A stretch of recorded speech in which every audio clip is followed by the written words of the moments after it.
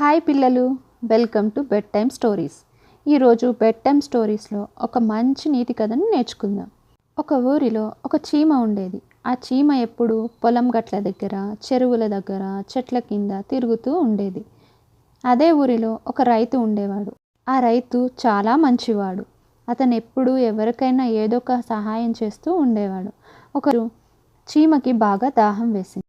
దాహం తీర్చుకోవడానికి నది దగ్గరికి వెళ్ళి నీరు తాగుతుండగా ఆ చీమ అనుకోకుండా ఆ నదిలో జారి పడిపోతుంది.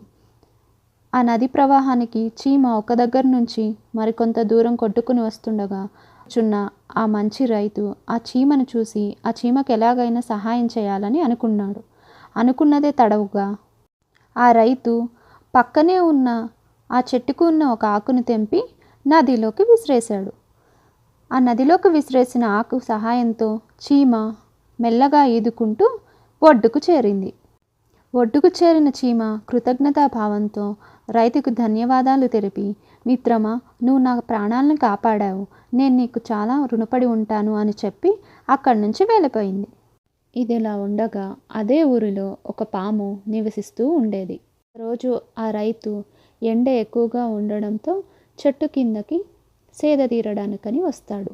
ఆ రైతుని గమనిస్తున్న పాము కాటు వేద్దామని ఆలోచన చేసింది. ఇదంతా పక్కనే ఉన్న చీమ గమనిస్తూనే ఉంది. చీమ రైతును ఎలాగైనా కాపాడాలన్న ఉద్దేశంతో రైతు కాలు మీద గట్టిగా కరిచింది. వెంటనే ఆ రైతు పక్కకు జరిగాడు. అప్పుడు పాము మూతి నేలను కరుచుకుంది. ఇక్కడే ఉంటే ఆ రైతు ఆ పామును ఎక్కడ చంపేస్తాడన్న భయంతో పాము అక్కడి నుంచి నదిలోకి జారుకుంది.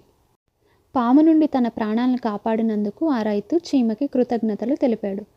పిల్లలు, ఈ కథలోని నీతి ఏంటంటే, మనం ఎవరికైనా సాయం చేస్తే ఆ సాయం ఎప్పటికైనా తిరిగి సాయం చేస్తుంది.